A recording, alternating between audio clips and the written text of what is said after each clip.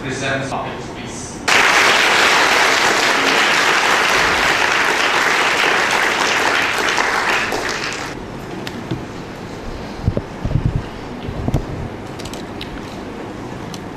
Excellences, Monsieur le représentant du ministère de la Santé, Monsieur l'ambassadeur de France, Monsieur le recteur,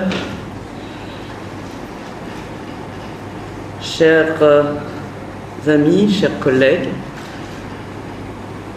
c'est un véritable plaisir d'être là à nouveau aujourd'hui au Cambodge. Vincent Debelle, le directeur de l'Institut Pasteur, disait tout à l'heure qu'une partie de mon cœur était au Cambodge. Je peux réellement confirmer ces propos. Après 15 ans de collaboration avec ce pays, il est vrai que je suis particulièrement attaché et que lorsque j'arrive ici au Cambodge, je me sens un petit peu à la maison. I will move now to English, of course. Otherwise, Uwe will not be very happy with me. No, I'm joking. Excellency,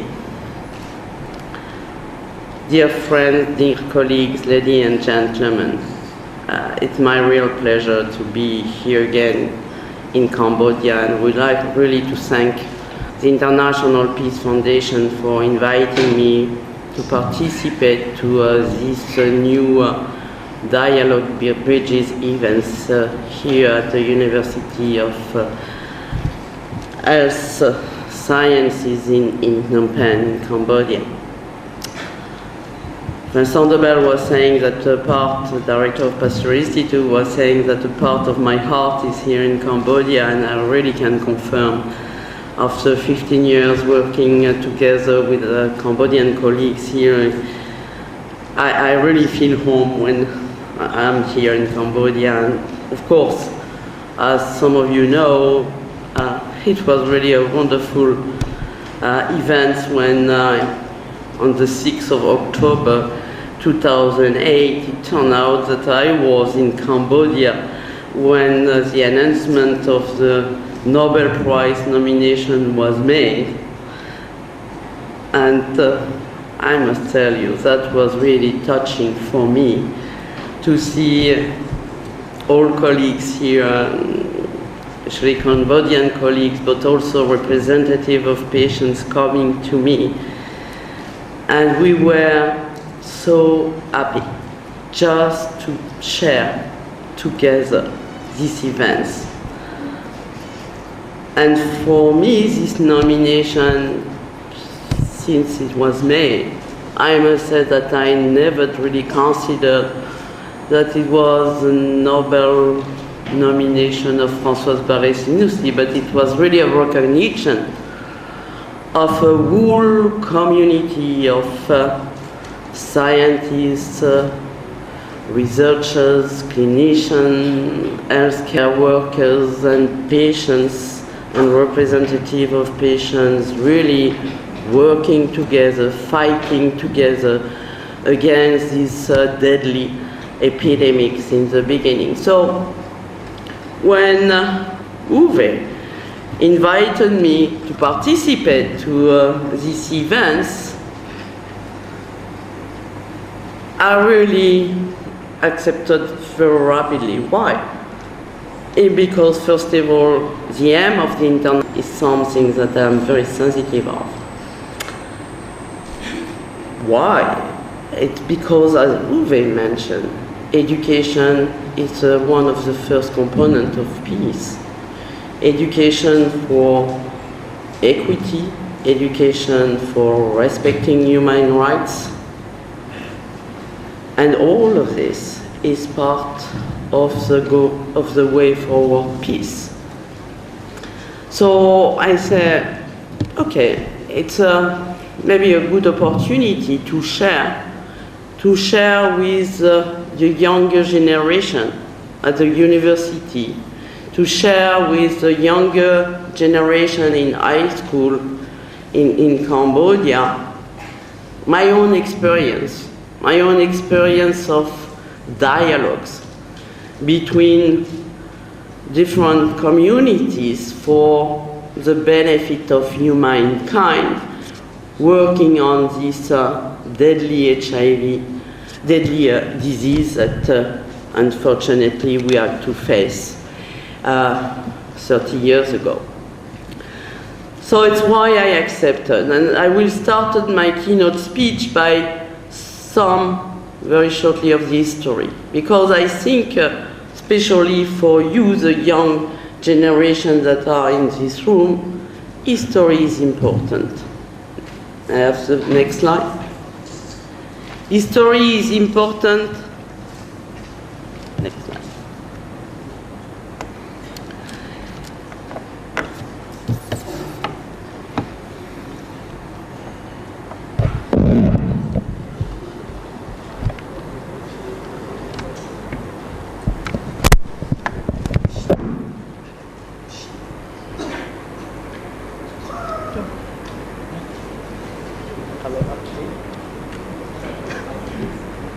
This is a problem of technology, it's a problem of dialogue, you know,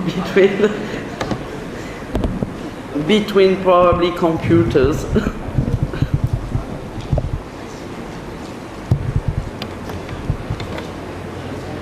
Such a deadly disease affecting the human beings. What is important is the impulse of solidarity for population all over the world. Indeed, we had the first alarming signals of an emerging epidemic, as it was said before, in 1981, where the first cases of patients dying from a newly recognized disease that was strongly affecting the immune defense was recognized indeed in the homosexual population first.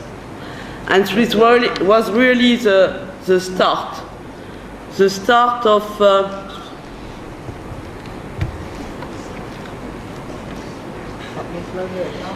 it was really a start of mobilization, reactivity between clinicians, epidemiologists that were first recognizing the disease in United States.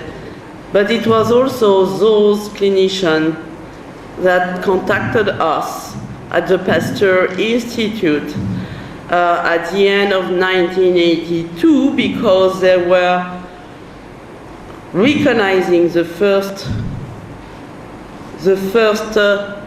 cases of patients dying of this new emerging disease in their hospital in France. So us, as a basic scientists, were really mobilized by our colleagues from the hospital. That is a thing that you should keep in mind, and you should keep in mind, how much important is interaction between the clinician and the researchers. How much is important also the interaction, as it was mentioned before by Vincent, the interaction between clinicians, researchers, and patients, and I will come back to that point.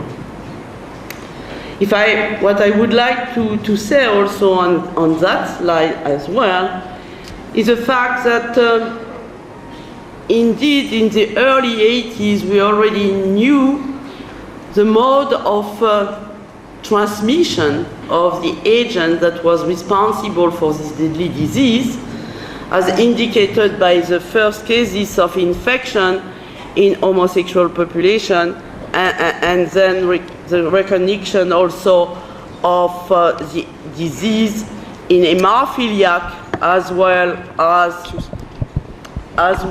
as in infants born from from mothers that were presenting with AIDS.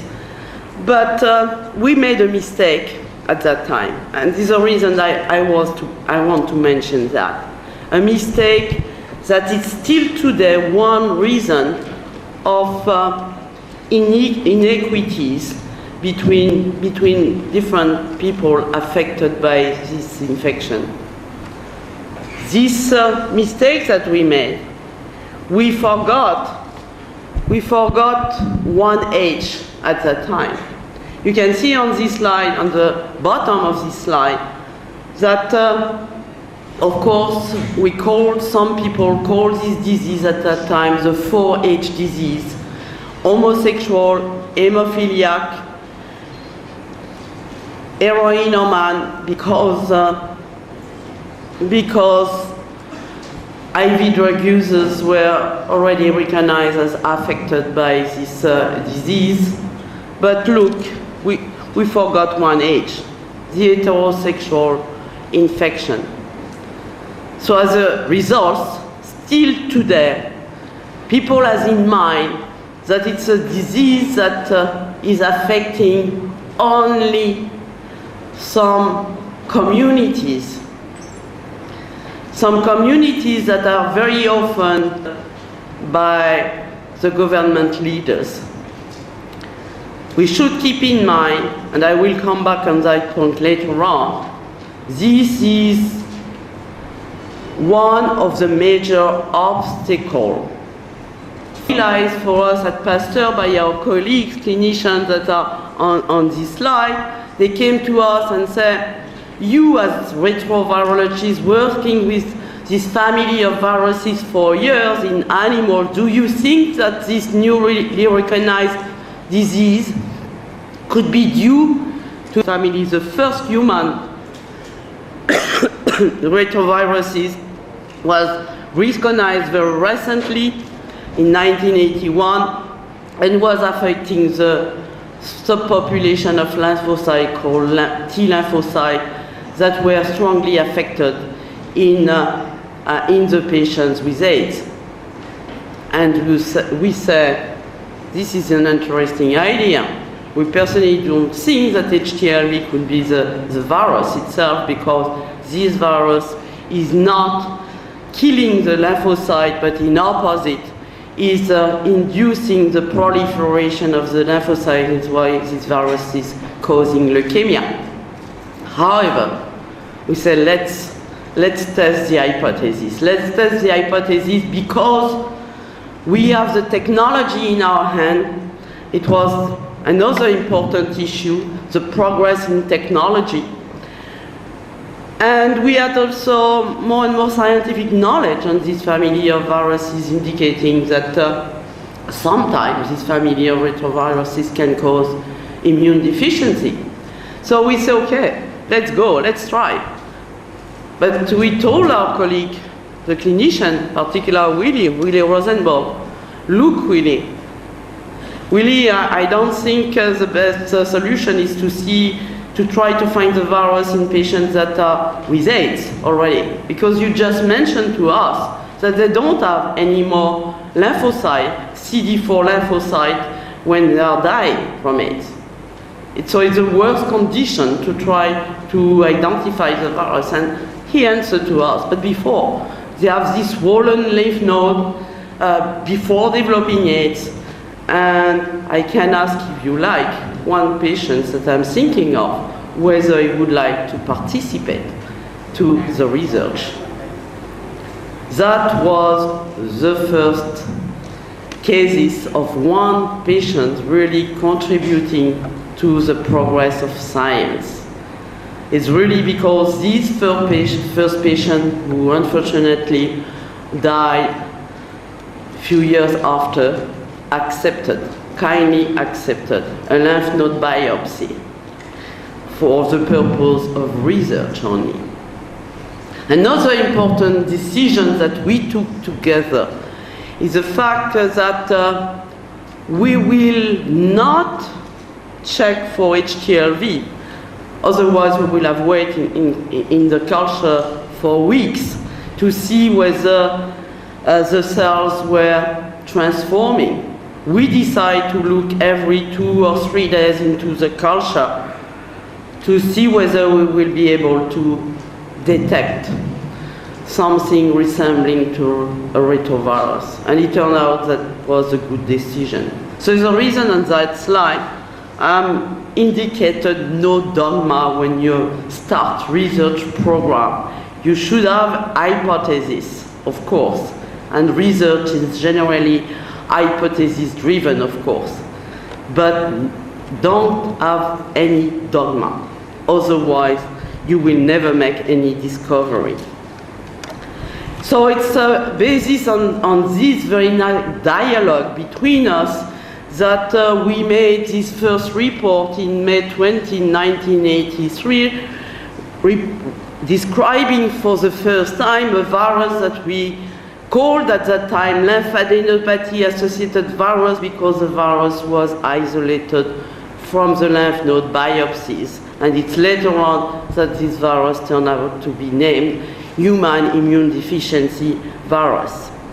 And we also already report in this article that it was no cross-reactivity between the only other human retroviruses known at that time, HTLV, and the virus that we obtained from this first patient. But that was not sufficient at all to prove that this virus that we just isolated from this first patient was the cause of AIDS. So we realized at that time that it was an emergency that needed mobilization, reactivity to try to stop as fast as possible, first thing, transmission by blood and blood derivative. And for that, of course, we had first to convince the scientific community, but to convince also the population affected or at risk for this disease, but to convince also the authorities that the virus we just had in our hand was the cause of this new emerging disease. For that, we had to establish the link between the virus and the disease itself, and we had to start at the same time to characterize this virus, to characterize additional virus isolates. What does that mean? That means that for us, at the Pasteur Institute, we had to stop immediately the other research programs that were going on. We had also to mobilize other scientists working in other disciplines. We had to mobilize other clinicians, other patients to work with us, to respond as fast as possible to this disease. We had also to mobilize the private sector. Because as researchers, of course, we could and we did establish the first serological tests at a laboratory level.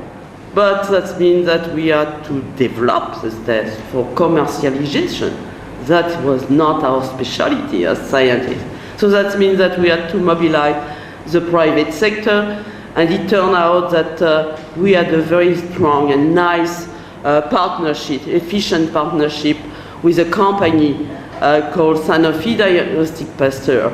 And it turned out that in July 1985, so that means, let's say, 2 years after the discovery of the virus, we already had the test commercialized for the benefit of the prevention of transmission by blood. So in my mind, I think HIV research has been since the real beginning a kind of research from the bed of the patient himself to the bench, and to return as fast as possible to the bedside. We are speaking a lot these days about translational research, multidisciplinary research, which is a priority, certainly. But I think HIV/AIDS, it's a best example of translational research. Of course, we had to make basic science to know better the virus that we isolate, the biology of this virus, the genetics of this virus, of patients affected by this infection. So the virus resulted in the development of diagnostic tests for prevention. But that was also the first step. Only through information to convince people that were unfortunately diagnosed HIV.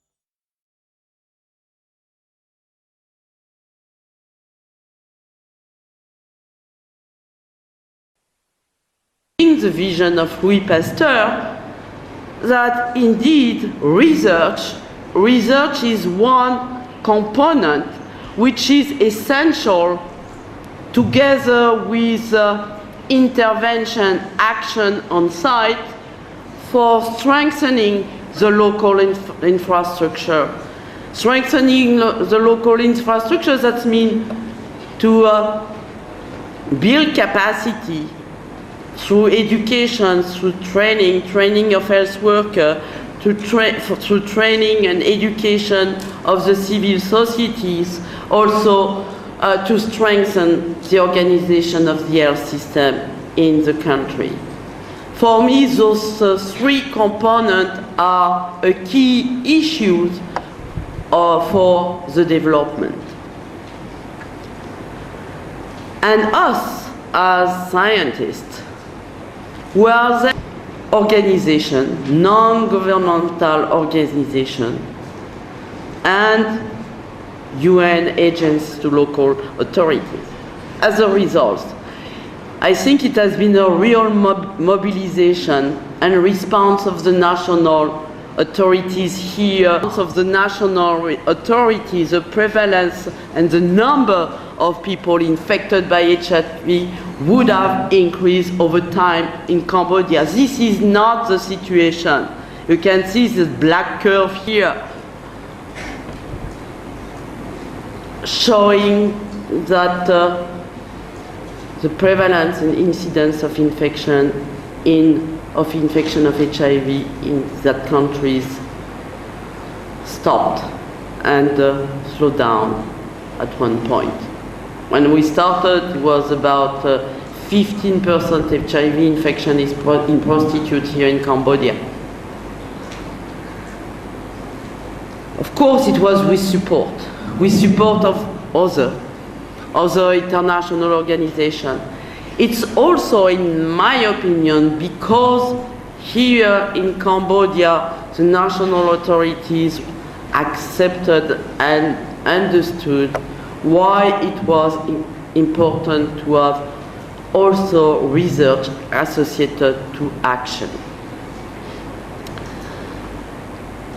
Of course, this research provided evidence. I mentioned one of it, is the Médecins Sans Frontières program here that was first implementing antiretroviral treatment here in Cambodia, showing that the effectiveness of antiretroviral treatment, more than 90% effectiveness of this MSF ARV program after 2 years in Cambodia, giving the data to the national authorities and probably influencing the decision of the national authorities to start a program of access to antiretroviral treatment to all patients that need to be treated here in Cambodia. And that happened. That happened because today we have more than 37,000 patients that are on heart here in Cambodia. And Cambodia, to my knowledge, in that region, is the first country that will be successful in access to antiretroviral treatment for all patients that need to be treated in 2010. So it can work. It can work if you have political willingness. Of course, that's not sufficient. That's not sufficient because you can see this curve showing that today it's only overall in resource-limited countries only about 40% of patients that need to be treated that are on treatment. And you can see on the slide, for each 2 new persons starting the treatment, there is 5 new cases of infection. What does that mean? That means that we have to reduce the incidence of infection, and we have to improve our effort for the access to the treatment to all. When we are speaking about 40% of patients in need of ARV, it's only based on patients starting out in patients with 200 CD4 count. Now WHO guidelines recommend to start earlier. Of course, it has been a wonderful international effort summarized on this slide. Through, first, you can see on this slide commitment of UNAIDS, commitment of the World Bank, commitment of different foundations, including the Gates Foundation, the Clinton Foundation, the Bush Foundation, and so on. And of course, the nice decision of the United Nations, the decision of the G8 leaders to fund the Global Fund for the access of treatment for all in 2010. However, we are all worried these days. We are all worried, first of all, because the international G8 leaders did not entirely respect their commitments yet. And of course, we have the economical crisis these days. And of course, we are not sure at all that the replenishment at the end of 2010 by the rich country will be the ones that we expect.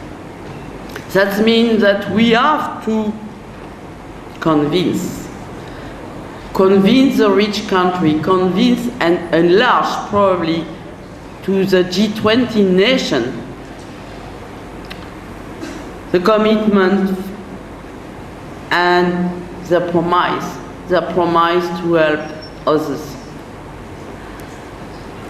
We already know that the Global Fund cannot support all the programs today of access to treatment in some countries in the world.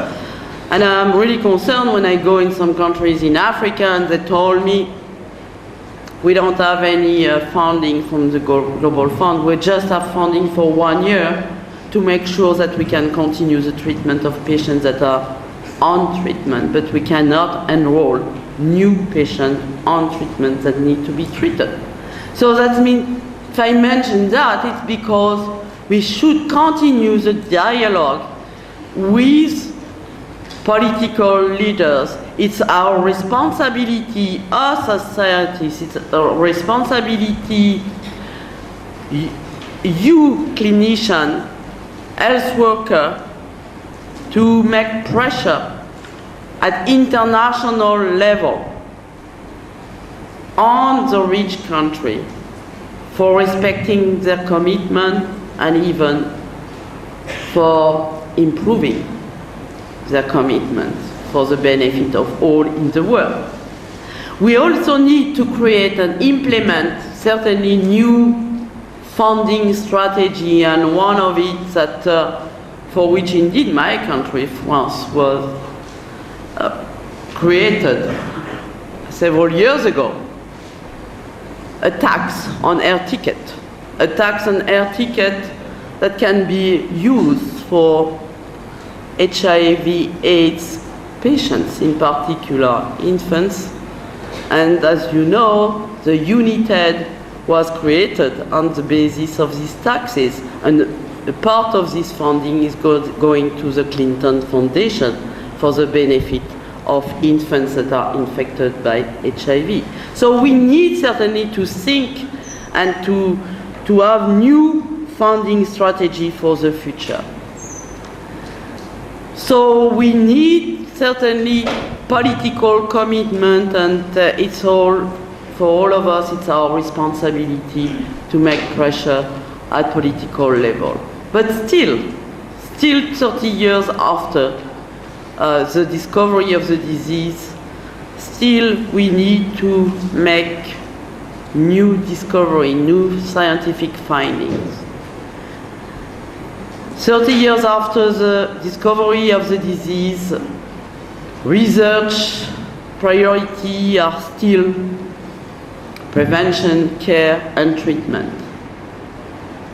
Prevention, care, and treatment because we have to face the problem of co-infection, in particular in the developing world, regarding co-infection of HIV and tuberculosis, co-infection of HIV and hepatitis, co-infection of HIV and cytomegalovirus and so on. So, and how to improve the treatment of those co-infections, we have to work on it. We have to also work and anticipate, even here in the developing countries, complication on long-term art, and I will say a word of it. And we have to continue to make progress even in basic science to understand better the establishment and the persistence of HIV infection in the body. We have to understand better the very early event during what we call the acute phase of infection, the very first hours after infection, where everything is decided in exposed, infected individual. We know that HIV is capable to induce very early on abnormal signals that will result in immune activation, which is one determinant of the evolution to AIDS. We know that this virus and component of this virus is capable very rapidly in the first hours after infection to alter the crosstalk between cells of our innate and specific immunity. And we know that's important for understanding better the mechanism of protection that the vaccine should induce. And we know also that the host genetic is important in this disease. We also need to understand better the interaction between viral factors and cellular partners if we want to develop for tomorrow new, innovative therapeutic strategy, new, innovative vaccine strategy. After more than 2 decades, still there is gaps in HIV treatment. We have 2 profiles, let's say, today. We have the profile that you still have, unfortunately, in resource-limited countries of AIDS-associated morbidity. And we need, as I said before, to get drugs for those people who need to be treated. And the second profile is the one that we have in my country, in the rich country, where patients are on heart, long-term heart for life. We are starting to see what we call the non-AIDS associated morbidity with complication, high complication due to resistance to antiretroviral treatment, but not only.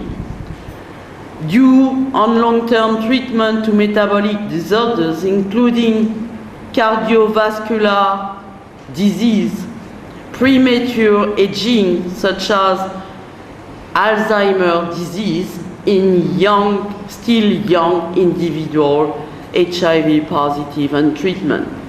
We are seeing more and more lymphoma in patients on heart that are treated for years by heart.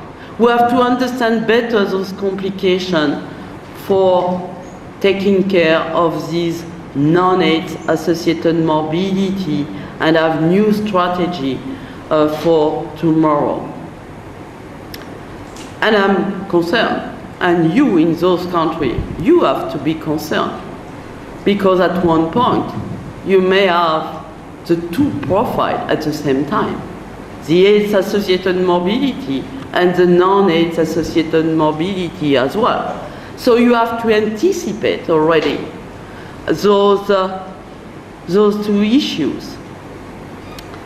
And we have to progress because, of course, we all dream of a world without HIV. We all dream about eradication of HIV. As an old retrovirologist working on this family of viruses, I must say, and I'm not pessimistic usually, but I must say that I don't really believe that we will be able one day to totally eradicate HIV from the body.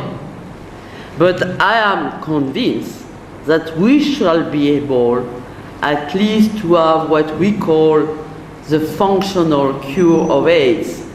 That means to reduce the size of the reservoir for the virus in different compartments of the body. So for that we need, again, like always, to mobilize everybody to work and to make new research programs, to elaborate new molecules, to have new targets for therapy, and to find a solution for the functional cure of AIDS.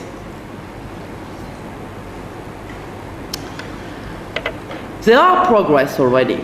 There are progress already regarding the potential strategy to target those viral reservoirs. Some of them are not be very efficient. Like, for example, there is data trying to intensify the treatment in the patient to reduce the size of the reservoir in the body. The first data have not been so promising. There is new approaches and studies going on by very intense antiretroviral therapy very early on to try to decrease the size of the reservoir in the body. We will see the data. We have new drugs already that can improve the penetration and the potency of the drug within the target cells. We already tried to associate antiretroviral treatment with immunomodulators to activate the cells where the virus is dormant, latent, and thus to reduce the size of reservoir, because on antiretroviral treatment, then if the virus is expressed, it cannot spread into other cells. This has not been so successful up to now. But there is new approaches that are coming.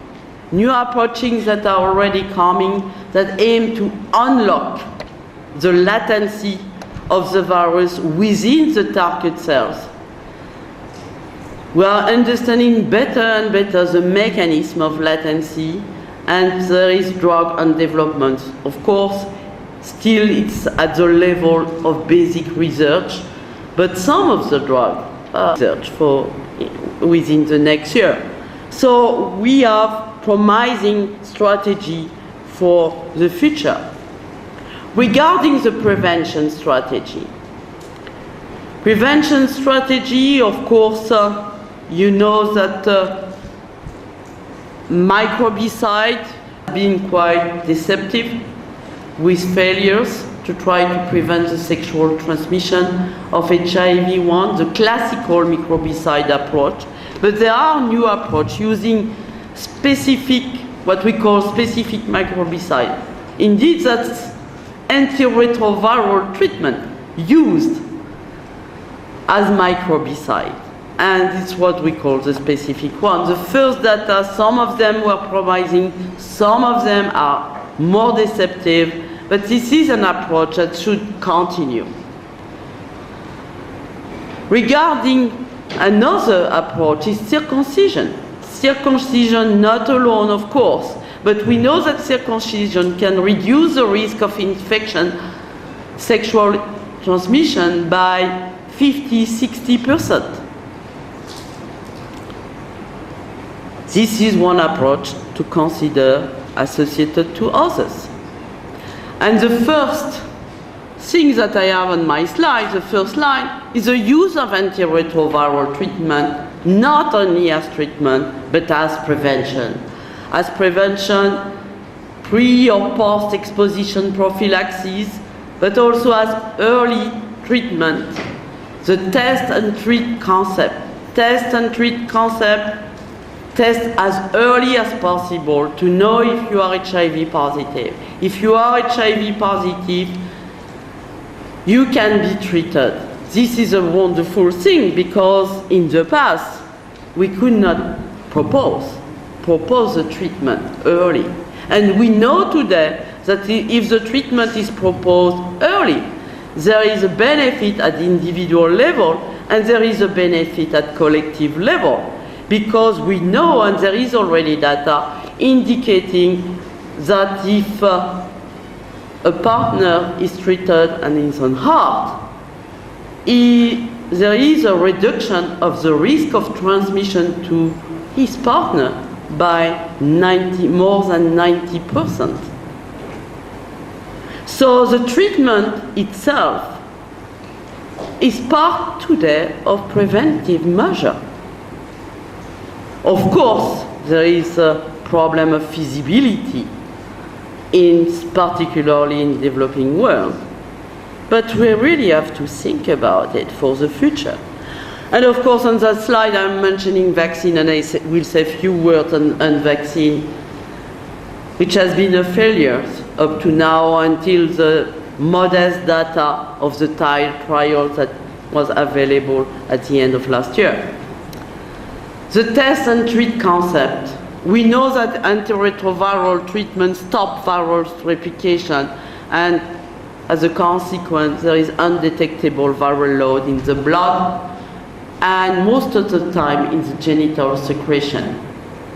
It was a model published in Lancet at the end of 2008, showing, according to this mathematical model, that we have indeed the chance to stop the AIDS of the epidemic if we were able to universally voluntary test for HIV and treat immediately by heart the HIV positive individual. You can see that according to this model, if we were able to use this test and treat concept globally, the epidemic can stop in 2020. Of course, it will be almost impossible to reach this aim, but this is certainly an important thing to consider. What will be the prevention in the future? The prevention in the future to reduce the incidence of HIV-1 will be certainly a global response combining treatment and prevention together. The combination will include different components and of course education. Education is one important component for prevention. Education for behavioral changes of the population, of the civil societies, of some communities. Of course, we have to combine two biomedical strategies that has been proven to be efficient, like the usage of condom, circumcision might be considered as part of it. We have also, as I just mentioned, the components now of treatment, antiretroviral treatment as part of the prevention, and there is a last component, which is really important: social justice and human rights. This is a critical issue. The reason why today it's very difficult to increase the number of people that voluntarily go for the test is still because there is stigmatization, discrimination of certain communities. And people are afraid to go to the test, afraid to be positive and to be excluded from their family, to be excluded from the society. We have to fight. We have to fight for social justice and human rights, which are very important for peace as well. Vaccine failure.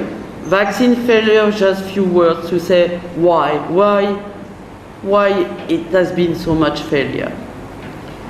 Many obstacles including our lack of knowledge of the response, protective response that the vaccine should induce to have a protection.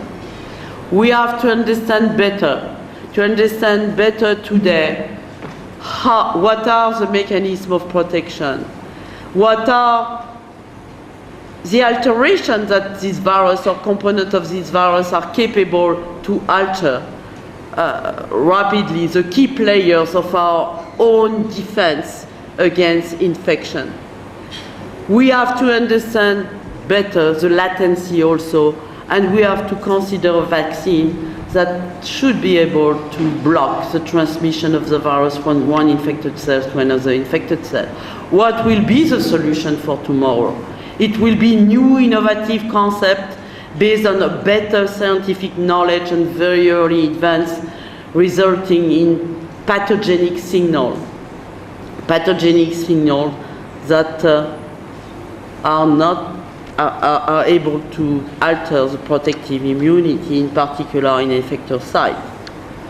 Of course, it has been this result of the TIDE trial at the end of last year, showing a modest effect of protection, only 30% of protection, but for the first time we had a vaccine in our hand showing some protection. 30% of protection is not enough. At least the vaccine should be efficient by 50%. However, this vaccine trial is raising new questions, important questions that we have to answer. We have to first know whether the strategy that was used for this vaccine trial, what we call the prime boost strategy, to prime by a first vaccine candidate and boost by a second vaccine candidate, is a good strategy. And certainly we don't have the best vaccine yet, but we have to work on that strategy to try to improve the immunogen for tomorrow.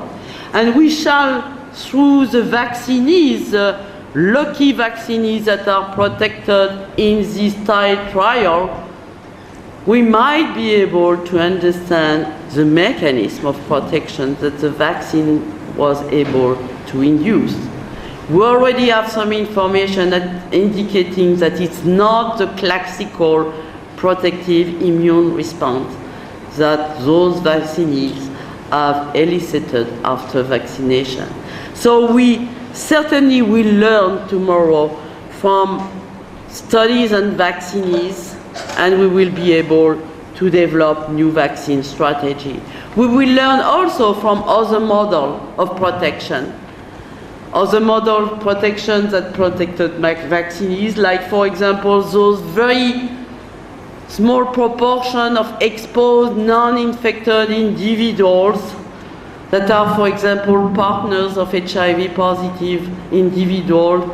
They have sexual relationship with their partners without any prevention and remain HIV negative.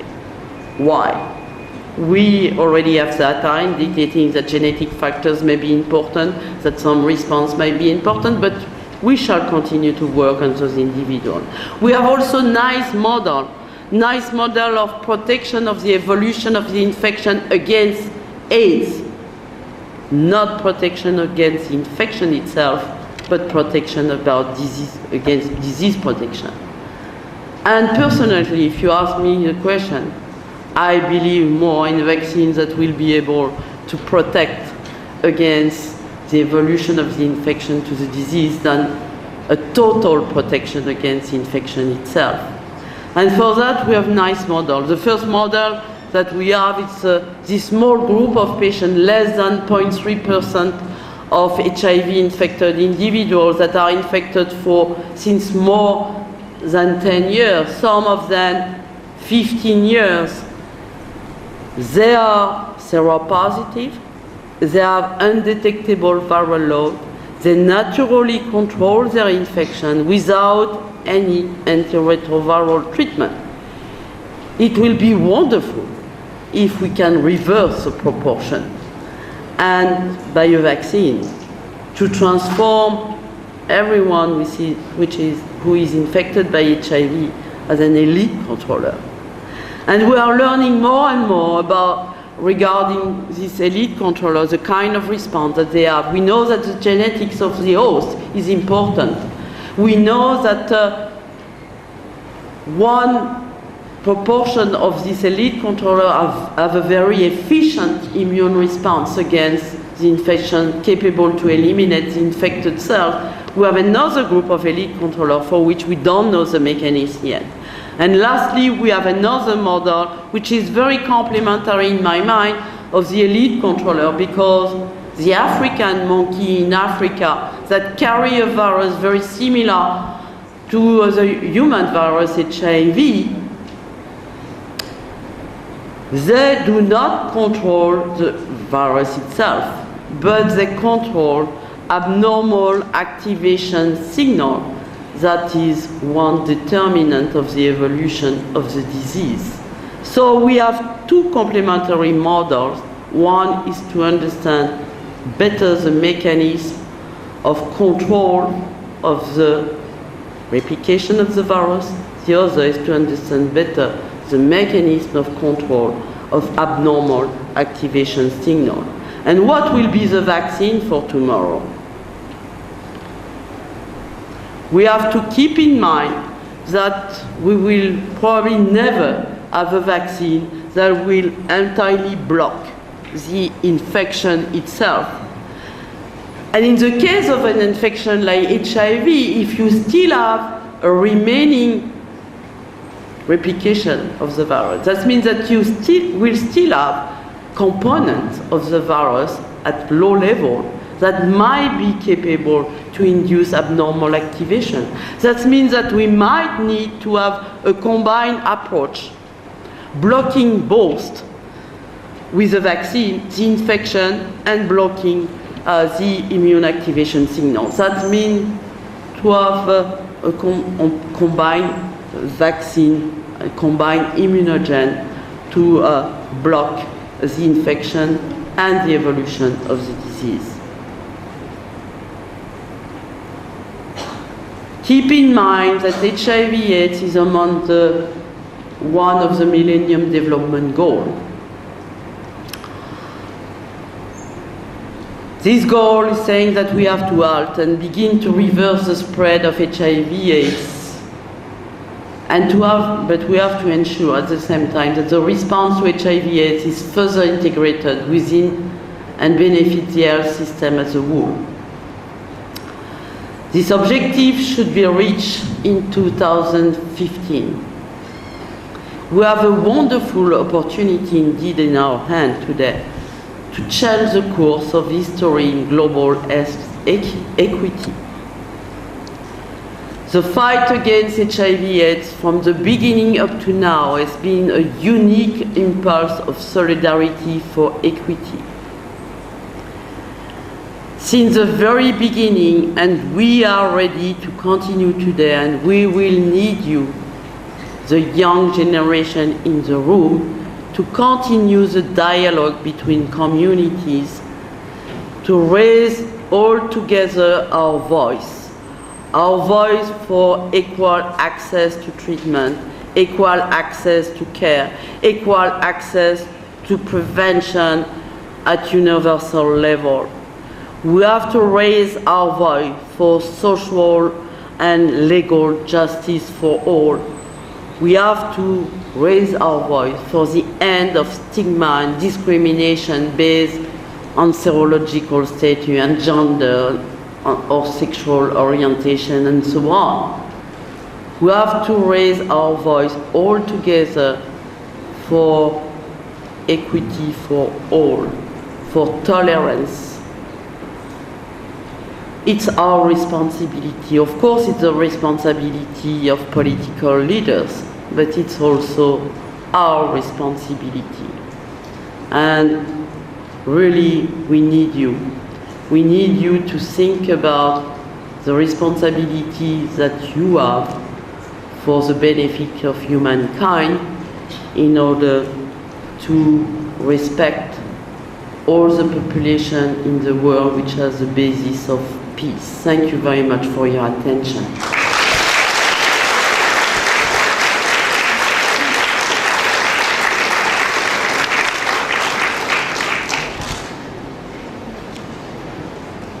And of course, as part of the dialogue, now I'm waiting for your question.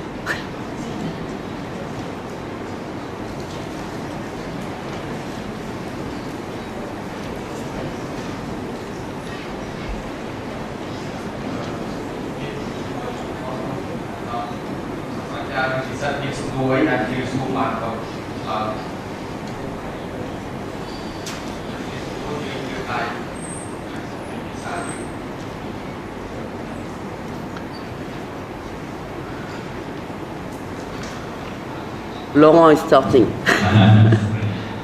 Francoise, thank you very much for this fascinating overview. You pointed that stigma and discrimination as a key limiting factors all over the world to go ahead and tackle the epidemic. Don't you think that it's now time to really de-dramatize the epidemic? Let's say in international conference, HIV is still linked to AIDS. While in HPV and hepatitis conference, we don't think it has cirrhosis, for example. And could we say that now HIV is an infection, a chronic disease, a little bit like diabetes is, and consider it in a de-dramatized way? On one hand, I entirely agree with you, Laurent, and you know that it's already the case. It's already the case that at least in rich countries we are not speaking anymore about AIDS. We are speaking about people living with HIV unharmed. So we are not speaking about AIDS anymore. However, we have to take in consideration the profile, the pattern in resource-limited countries still, where we have AIDS mortality because of the insufficient access to antiretroviral treatment.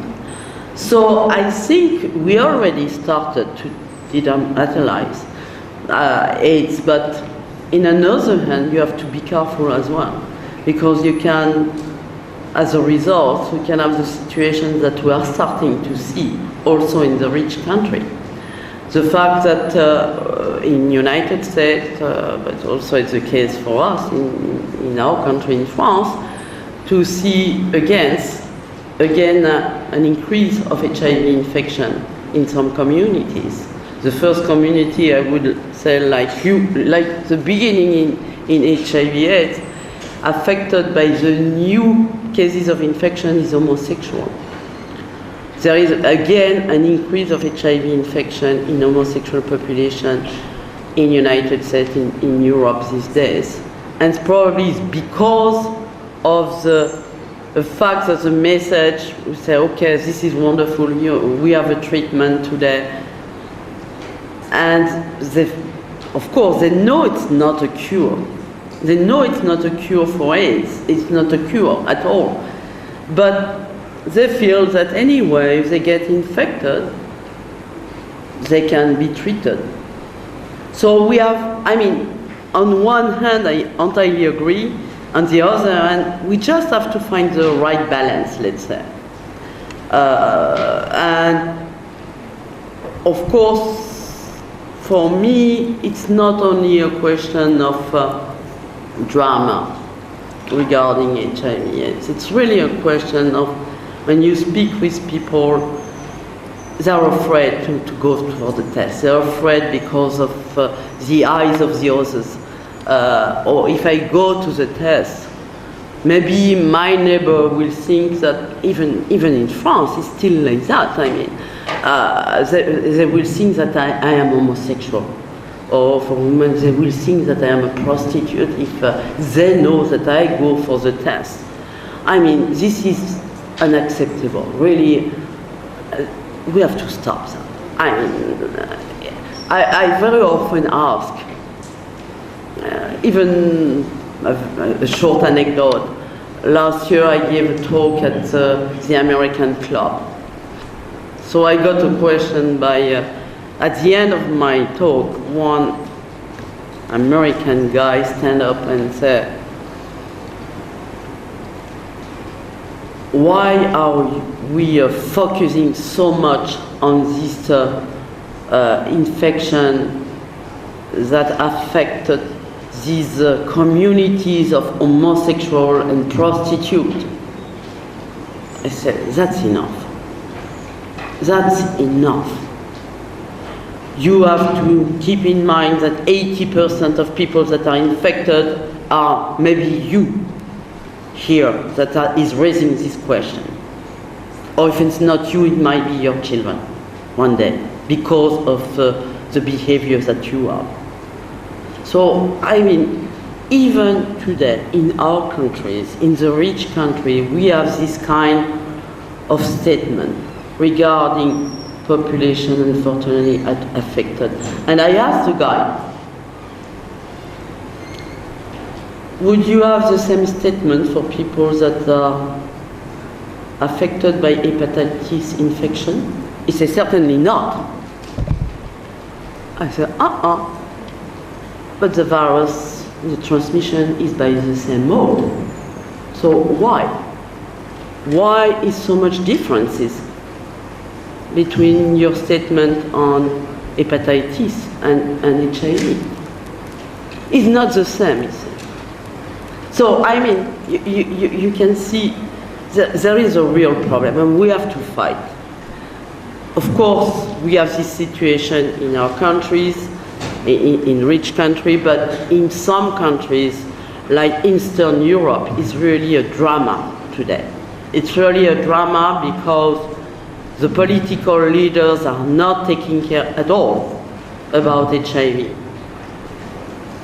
Because the epidemic started in IV drug users and MSM.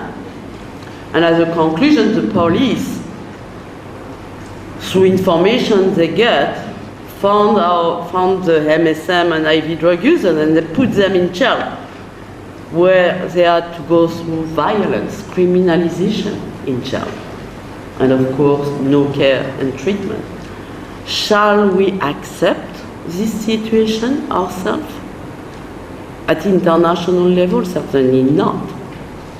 So it's why we have to raise our voice really very strongly to fight against this situation which is in opposite to the respect of the human rights, to the opposite of, let's say, life, the right for life for all.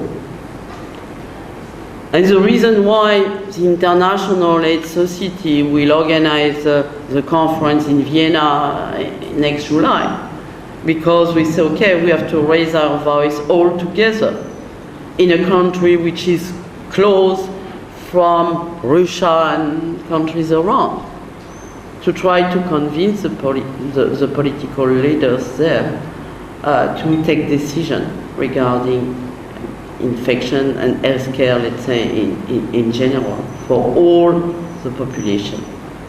And it's really the role of course, of the International AIDS Society to be an advocate for all in the world.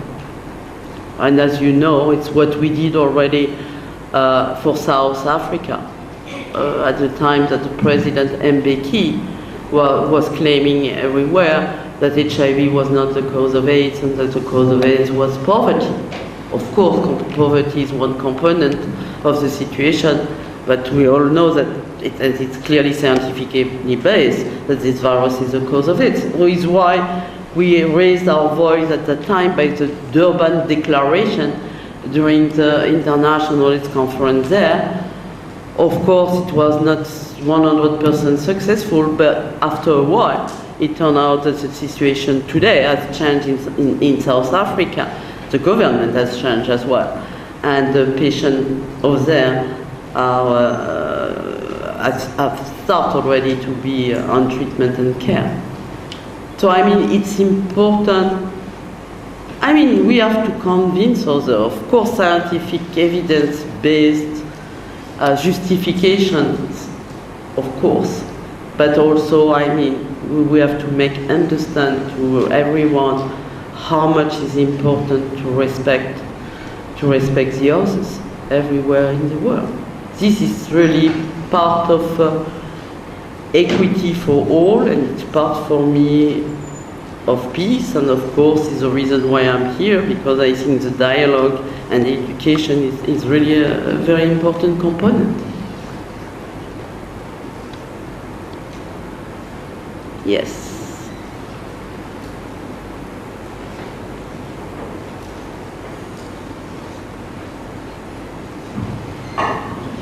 Hi, I have two questions. One is, can you explain why you came to Cambodia originally to do your research, and why you returned now to give this talk? And then the second question is, out of your presentation here today, which information is the most new, what has not been presented before? The first part, I will maybe change your first question, because I did not come in Cambodia to make my research. I mean, I'm not interested in coming in a country to do my research. I'm coming in the country for the country to make their research, which is totally different. I'm not coming in the country here to collect samples to bring back in Paris. I'm not interested in that at all. I know some others can do that. That's not the game for me.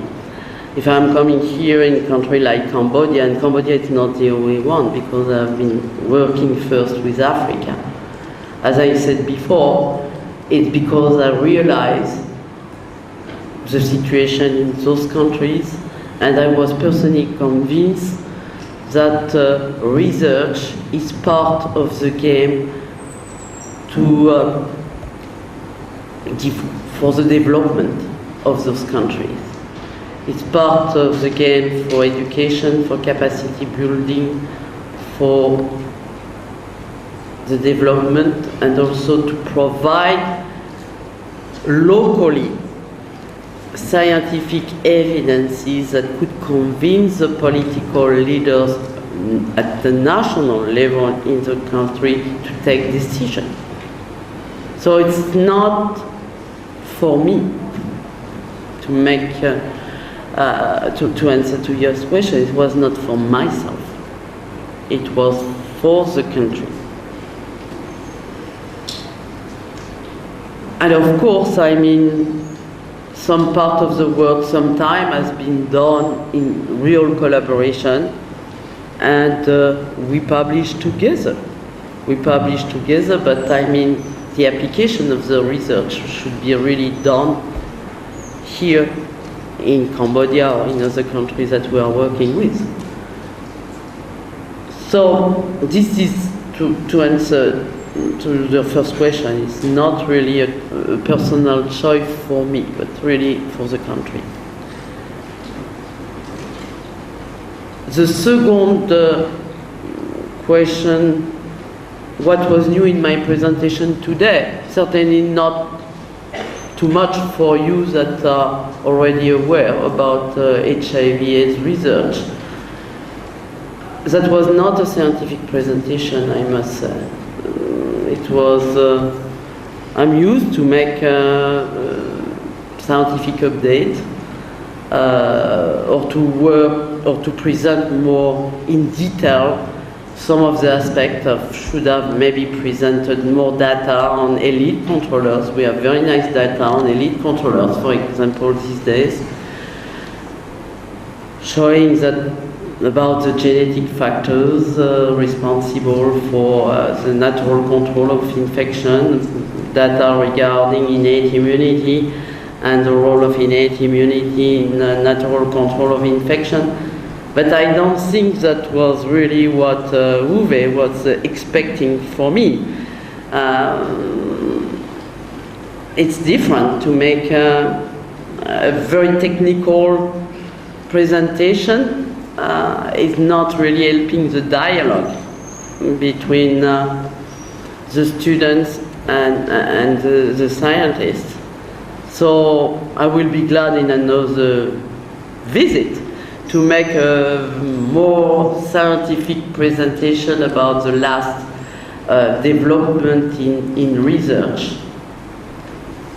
I could have also give you some new data on the African monkey model regarding also the role of interferon alpha and the role of this cytokine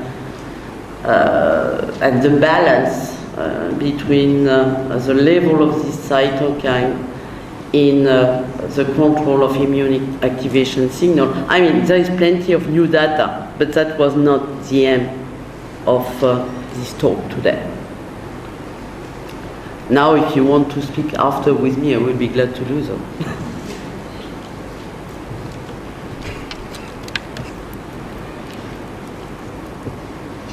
From National Institute of Public Health. Thank you, Professor, for your excellent presentation.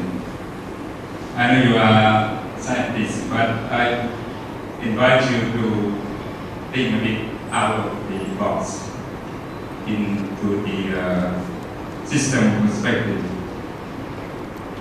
As you shown in the last slides about the MDG goal or the benefit of the system. So we all know that there are opportunities in every problem. And HIV/AIDS is a big problem. And then, yet we have not seen much of the benefit or opportunities. You talk about science. Yes, we benefit a lot as far as science is concerned. But as far as system, disease prevention and control system is concerned, we have no strong evidence that HIV/AIDS have contributed much to that. So you will have it. Yeah, you will have it because I would invite you to ask or to talk a bit on from the global perspective, and the question whether we have benefited enough as a system from HIV. It's a question that very often is mentioned, opposing, let's say, all what have been done in HIV/AIDS and forgetting, let's say, other human pathology affecting the poorest countries. This is ridiculous, really, in my opinion. This is ridiculous to oppose both. Because, of course, it's too early to see the benefit of what has been done on HIV/AIDS, on other improvement regarding health system in those countries. It's too early. It just takes time. But you know that it's already one of the aim of the Global Fund to make such evaluation. And they have preliminary data indicating already that we are on the right track. Okay. It's not enough data yet. I agree with you. And certainly we will learn from the evaluation, which is ongoing, on how to adapt and to improve what has been done up to now in the field of HIV/AIDS, but not only HIV/AIDS, because the Global Fund is also tuberculosis and malaria. I mean, what has been done by the Global Fund that is improving the global health system in the country? The evaluation will give the answer. I don't have the answer today myself, but I'm sure that we will have the answer, and we have already some indicators that are showing that we are on the right track. Some indicators might not be as good as we wanted, and we will have to make changes, that's all. But I really think it is ridiculous to oppose both.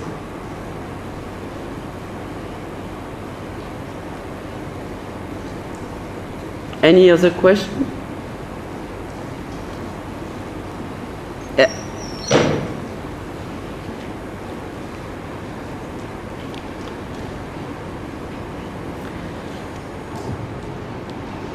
Thank you for your presentation and your presence here. I'm Pipre from Tesla Institute of Cambodia. I would like to ask one question regarding to the AIDS vaccine trial that have been tested in Thailand.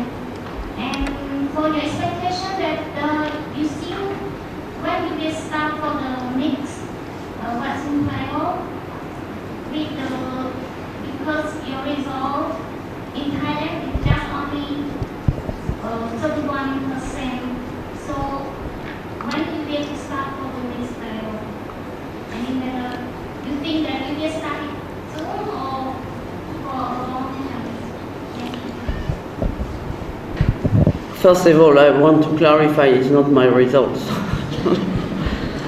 This trial has been done in Thailand by the Ministry of Health of Thailand in collaboration with the US Army and also pharmaceutical companies, Sanofi, Aventis, Pasteur, and Vaccine.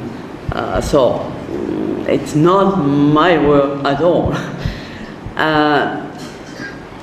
I mean, this vaccine trial, as you summarize, is not efficient enough, but I know that the investigators of the vaccine trial, what was done in Thailand, are already, first of all, are making a lot of studies right now on the volunteers of this vaccine trial in Thailand that has been protected, and on those volunteers that have not been protected, to try to understand better the immune response that are protective or not, and also to try to understand better observation that has been made during the trial regarding in the vaccinees that have not been protected. When you compare to control, they have exactly the same viral load. They are both infected, the control and the volunteers, and according for measurement of efficacy of vaccine itself. So there is several questions that are raised by the vaccine trial. Some of those questions will be approached by studies on the volunteers enrolled in that vaccine trials. And I know that the investigators are already thinking about making another trials in the same region.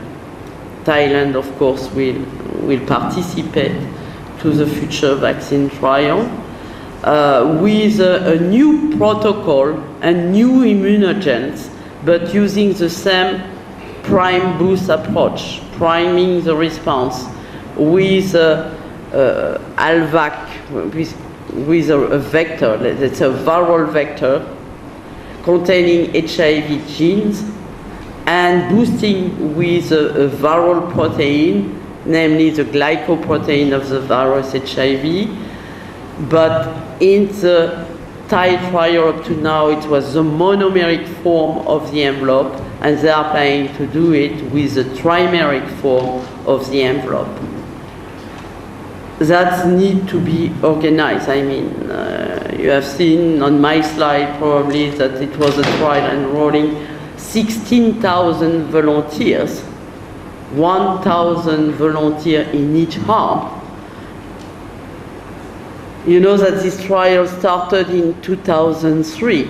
We got the results in 2009. That means 6 years to get the result of such efficacy trial. So we have to continue, of course, to make new vaccine trials, probably according to the prime boost strategy. And I can tell you, we have already other vaccine trials that are going on, both in Europe and in the United States, based on the prime boost approach, for which we will have to wait for months or years to have the data. Meanwhile, and that was certainly the conclusion of the vaccine trial for which we got the data in 2007, called STEP trial. This trial was very deceptive, not only showing that the vaccine used in that trial, for which we got the results in 2007, was not efficient, but also we found out that some of the volunteers that were vaccinated had a facilitation of the infection by the vaccine itself. So we have to be careful. At that time, the trial stopped, and the scientists, I mean, was an international meeting, and the conclusion of the meeting was to say, clearly, we have to rethink, to have new concept, and to go back to basic science. To go back to basic science, that was the conclusion of the international summit on HIV AIDS vaccine.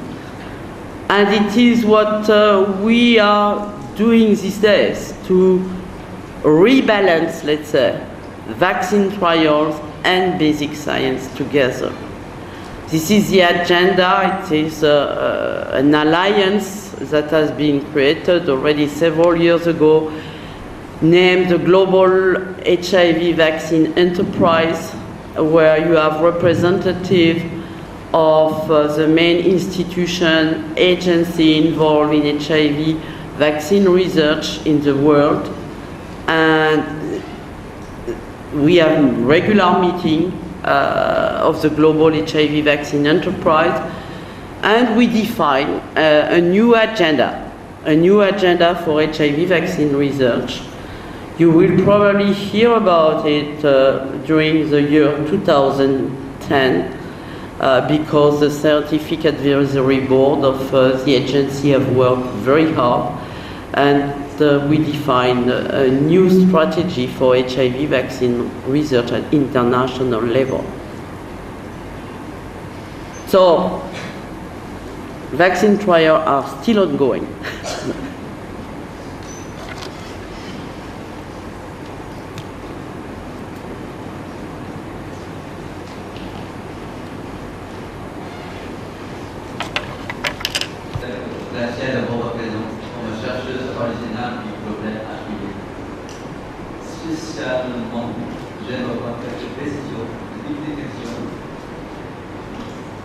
Qu'est-ce que vous avez comme quelques actualités sur la transition mère-enfant que vous faites comme actualité? En ce qui concerne, sorry for answering French. So I will answer maybe in both languages now that I start. I will first answer in English. The prevention of mother-to-child transmission. There is, let's say, in rich country, no more new data, because we don't have any more. mother-to-child transmission in rich countries, as you know. All the women are unharmed when they are HIV positive in Europe and United States, and as a result, we have less than 0.1% of mother-to-child transmission in the rich country today because the women are unharmed. The last data now regarding prevention of mother-to-child transmission of HIV-1 are based on studies that has been conducted to find out what is the best strategy to prevent the transmission by breastfeeding. And it has clearly been shown, and there is already WHO guidelines in consequences to the research performed, indicating clearly that if you use antiretroviral treatment in the child, but also in the mother, when the mother is breastfeeding, then you can prevent the transmission of the virus to the child by antiretroviral treatment. So I will say again that the new data are regarding the prevention by antiretroviral treatment of mother-to-child transmission by breastfeeding. Very shortly in French, les derniers résultats de la prévention de la transmission mère-enfant concernent la prévention de la transmission mère-enfant par l'allaitement à l'aide d'antirétroviraux, où on sait maintenant que si la maman qui allaite est sous antirétroviraux avec, dans les premiers jours de naissance, un traitement également par des antirétroviraux de l'enfant, on peut prévenir la transmission du virus à l'enfant durant la période de l'allaitement sans pour autant stopper l'allaitement de la maman. So it's mostly, I mean, the most important issue of the research on PMTCT is certainly the breastfeeding issues. I mean, for the rest, the prevention of mother-to-child transmission at time of delivery, we already know what to do. We have antiretroviral treatment that work at delivery or even during pregnancy for preventing mother-to-child transmission. So, I mean, for us, the prevention of mother transmission, it's not a question anymore of research. It's a question of implementation. Implementation of the advances of the research. Okay. And this is the main issue for Cambodia, especially for Cambodia, because, of course, everything went quite well regarding the prevention, the diminution at least of the incidence of infection in adults and the access to antiretroviral treatment in adults. But as you know, as a representative of the Ministry of Health, it has been some delay regarding the prevention of mother-to-child transmission by antiretroviral treatment here in Cambodia. And I think it's not a question of research for me, it's a question of implementation, organization of the prevention of mother-to-child transmission by antiretroviral treatment here in your country. And early diagnosis, I will say. You have to improve also early diagnosis of infants here and early treatment in infected infants when they are infected. Madame Barre-Sinoussi, je travaille au numéro 1 de Prof. Et je voulais juste vous montrer ça à propos de problème du dépistage, du non-animation mutation.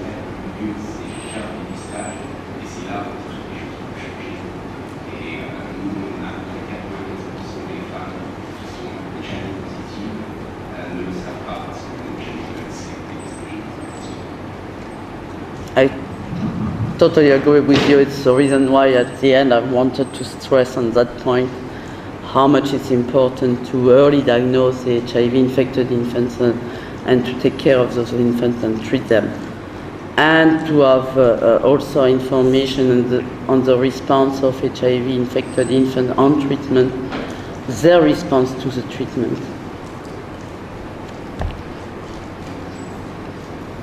But we have to work also on both, let's say, because we also have to reduce the number of cases of transmission from mother to child as well. Comments?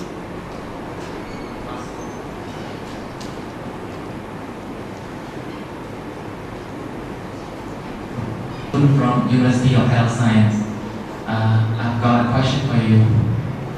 During your speech, you said that the circumcision can reduce the rate of HIV infection up to 50%. And I want to know the mechanism of this reduction of the HIV infection rate. And is it for only is the reduction rate for only the men or women or both of them? Thank you.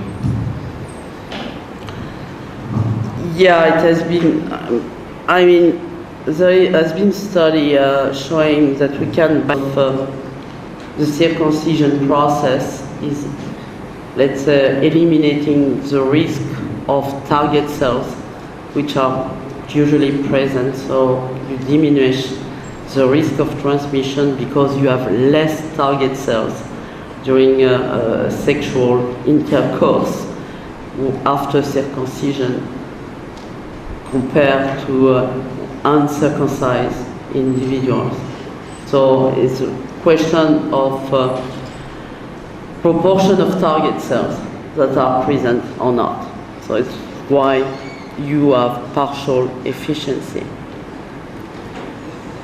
Regarding the reduction of the risk, of course, it's a reduction of risk of transmission from female to male or from male to male, because the circumcised are male. So, of course, still we have certainly to have more data at large scale. There is ongoing study right now in South Africa to evaluate the impact of circumcision in the real world, let's say.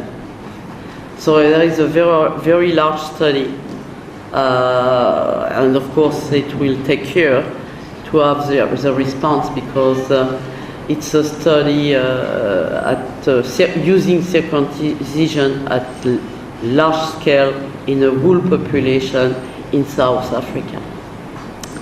So, first answer, biological explanation, explained by the proportion of target cells, which is lower when you are circumcised. And second part is mostly regarding reduction of infection from female to male, if the male is circumcised.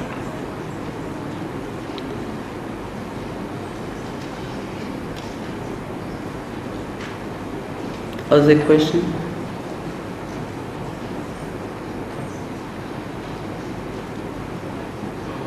Je pense que vous êtes un peu fatigué. Si avant d'arriver à la question, je vous raconte une petite histoire. J'ai un ami, il a niqué avec une prostituée et il ne savait pas son préservatif a percé jusqu'à la fin et il sait et puis il avait peur. Et donc il est allé chez un médecin qui est spécialiste de traitement HIV et puis son médecin lui a donné des médicaments pour prendre pendant 30 jours. Est-ce que ce médicament est efficace ou pas? Si oui, il faut prendre avant combien de temps après l'accident? Les prendre le plus vite possible, as fast as possible after exposure to to HIV infection. It should be within the next hours after exposure to the virus or to the infection. But the drug, of course, it's very efficient in antiretroviral treatment. The data on post-exposure are not 100% positive, but it really depends on the timing after exposure to the virus, as fast as possible.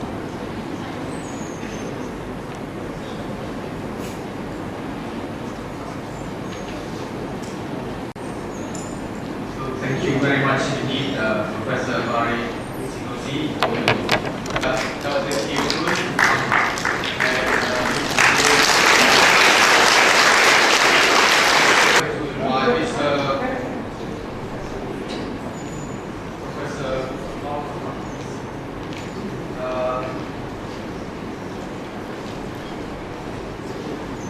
Professor Vincent Duval, Director of the Master Issue of Cambodia, please come up to the stage. Please come up to the stage.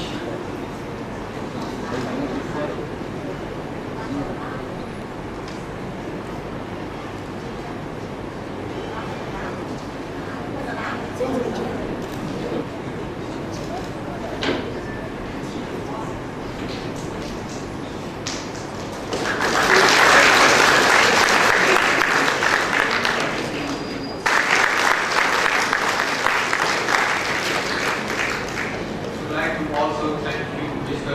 Uwe Morawitz, Founding Chairman of the International Peace Foundation.